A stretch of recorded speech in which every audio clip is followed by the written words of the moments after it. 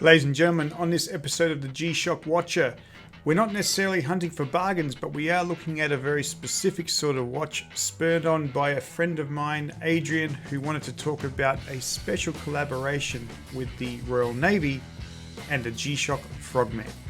Thanks for joining.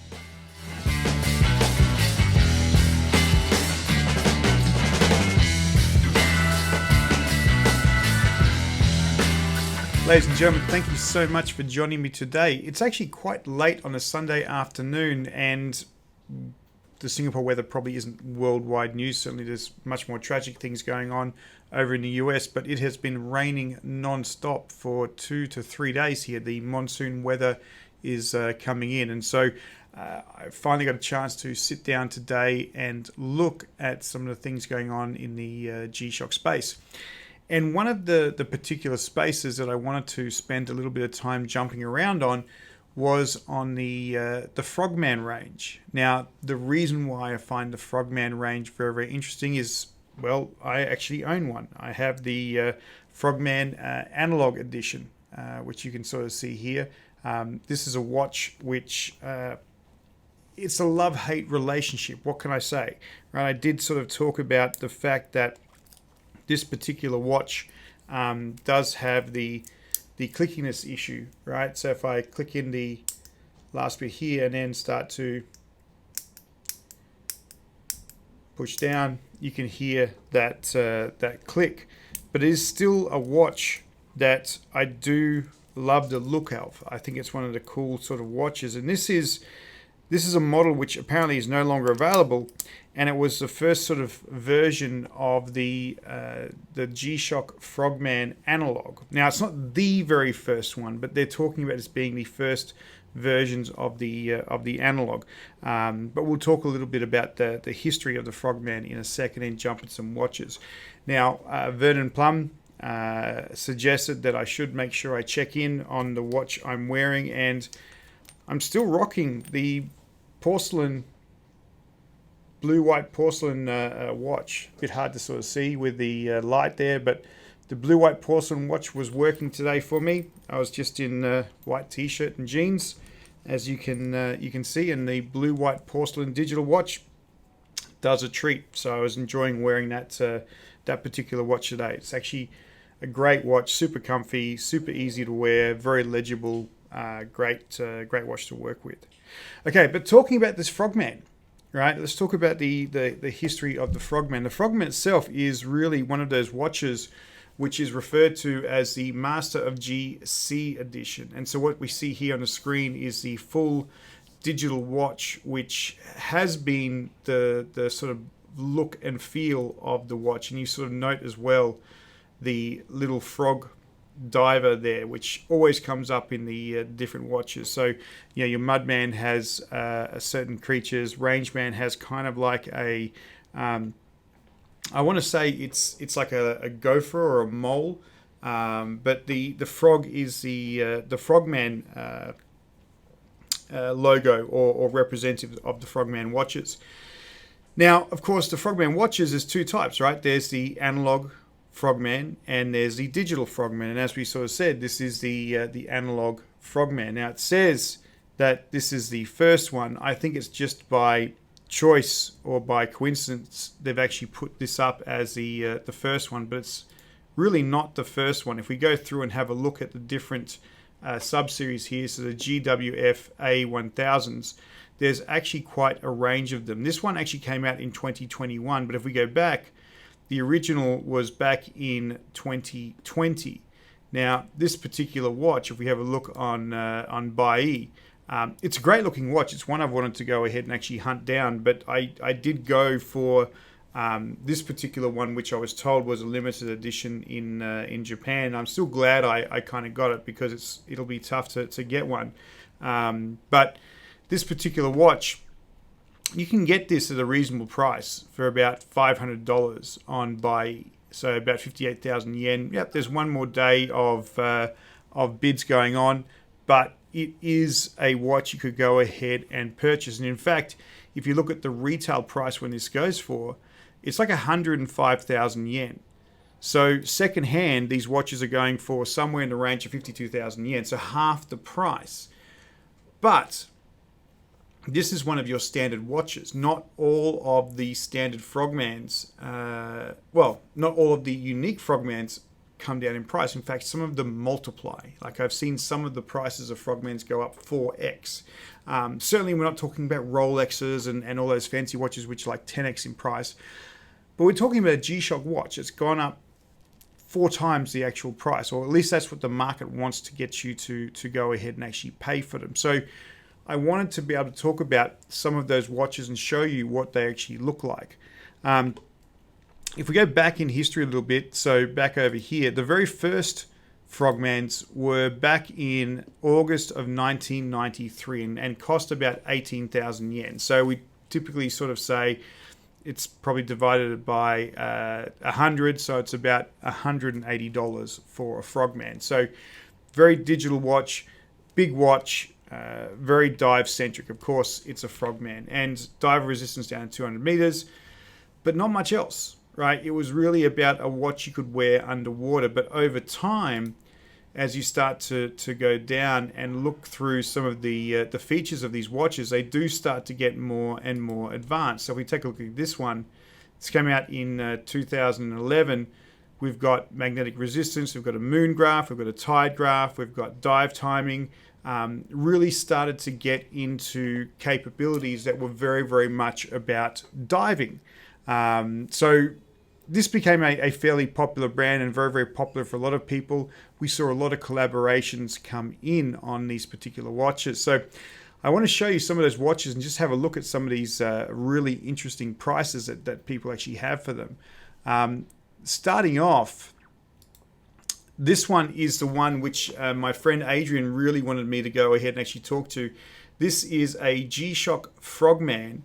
And its particular story here is that it is a collaboration with the Royal Navy. So you've got that full analog look, which is not dissimilar to what I have on my particular watch. But what we're seeing here are the very grays and blues. So this watch itself has all of the features of a Frogman. So if we go down and have a look, carbon core guard, magnetic resistance, MVT, tide graph, world time, Bluetooth, multi-band 6, tough solar, everything is kind of here. But this is a collaboration watch with the Royal Navy. It's a very, very cool looking grey and blue watch. And the back is, unique with the Frogman. He's sitting there on the anchor, but very, very cool Royal Navy collaboration watch. And this is a watch which has gone up in price.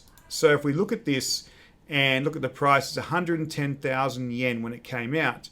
The bids today that they're looking at is 208,000. So it's practically doubled in price in terms of what we are looking at for this particular watch. And this is not unique for G-Shock Frogmans, right? We see the retail price sort of coming in at a fairly reasonable number, still fairly pricey. It's probably about $1,000 Sing. But the secondhand market on a Frogman has gone up to $208,000. And we start to see this replicated across a large number of different G-Shock watches as well. So, jumping down, this is another version of the Frogman, which is a digital Frogman.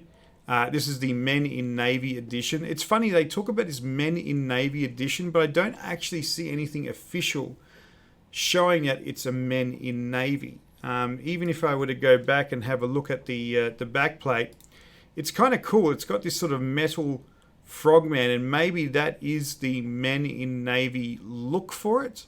But outside of that, there's not really anything there which sort of says Men in Navy at all. And even if you go to Shock Base, it doesn't really even notice it as a Men in Navy sort of watch on the actual Shock Base. So I'm not sure if it's just the poster on Bai who is saying that this is a Men in Navy watch, or if it practically is a proper release of a Men in Navy watch. But this particular watch, going for 124,000 yen, it was coming out at 68,000 yen. So again, double the price. So, good growth in terms of the actual prices of these particular watches. Let's take a look at another one here. Here's one which definitely, if you're feeling confident, this is a collaboration watch with the, you can see here, the Love the Sea and Earth. Oh no, so ICERC. So very pink digital G-Shock Frogman. It's going for 198,000 yen. When it came out, 42,000 yen. So if you're doing your calculations, 42,000 yen to 198,000 yen, this is over 4x the value of this particular watch. Came out in 2014. It was $420 Sing. It now goes for $1,800 Sing.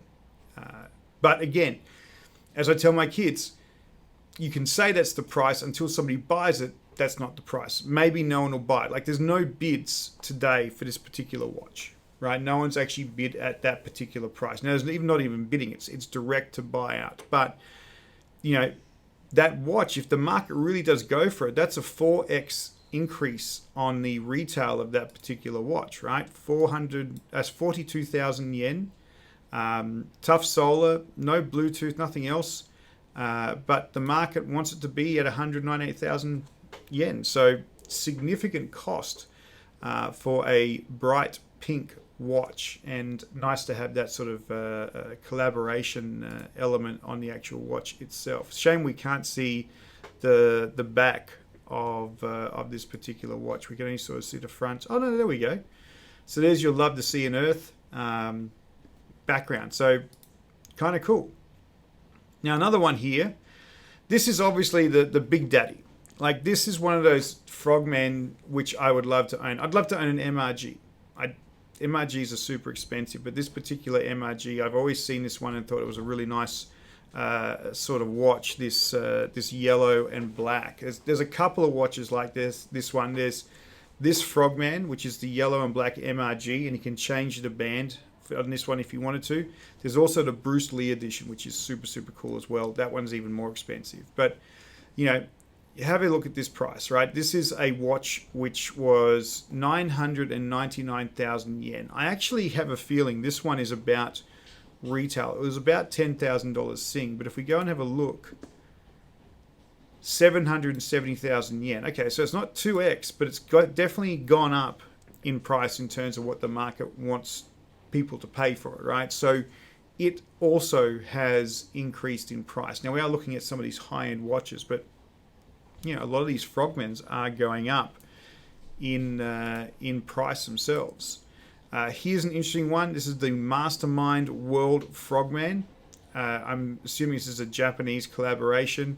This particular watch, they want 540,000 yen, so $5,000 Sing. No prices for this one.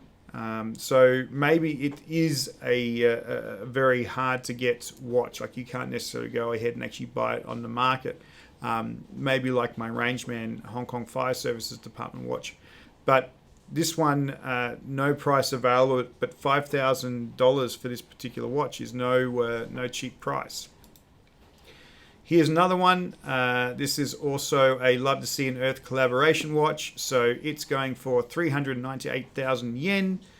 So around about 4,000. When it came out, 130,000. So what are we looking at? 3x the price, right? So again, it's gone up in price. Let's have a look at this one here. This is the G-Shock Frogman. I think this is the Rainbow Toad. I could be wrong. But if we have a look at this one, 550,000 yen, and it came out at 115,000. So this is 5x. This is a fairly expensive Frogman. There we go, Borneo Rainbow Toad watch. So 5x the price. Again, it comes down if people buy it. Now this one doesn't even have bidding, it's only to buyout price. So it'd be interesting to see if people took off the buyout price and went with the bidding, how many bids would you actually get on this particular watch? Because it certainly is very, very expensive from that point of view. Coming close to the end here, we've got a, let's have a look here, the G-Shock Frogman, just a digital Frogman, 210,000, and this one was going for 26,000. So Do the calculations on this one. 210,000 and it came out at 26,000. This is a just under 10x increase in price. That's crazy, right? That G-Shock watch. Again, if we go back and have a look, there's 1 hour remaining on this particular bid. I can't bid on this one because sometimes you can't bid on certain sellers. There's been 0 bids, right? So no one's bid for it. Maybe this is an indication that whoever's putting this watch up is mad because this watch is 10x the price of it was at retail. But interesting to see that somebody would actually take a Frogman and do 10x the price and see if people go and buy it. Here's an interesting one, the 35th anniversary model. It's a digital watch, black and red. Buyout price 200,000 yen. At retail, it was 80,000. So it's about 2.5 more than the price it came out at. You know, that's kind of crazy. Last one here. This is I think this is the spitting frog one. This is not the Borneo toad, but this is 199,000. They're bidding for it, but there's 4 minutes left. There's no bids. The price this one came out at was 137,000 yen. And this one's at 199,000 yen. So very, very expensive. So really interesting, these particular Frogmen. And yes, you can get these things at some cheaper prices. Like this one here, this analog Frogman I have. The prices vary. Some of the prices are high. Some of the prices are fairly reasonable. But they certainly seem to hold on to their value. I mean, coming back to our first one, the indication one here, the standard sort of Frogman. Yeah, the price has come down, right? The retail price for this particular watch is 105,000 yen. Secondhand on the market, 52. So it's come down in price at 50%. But this isn't your collaboration model.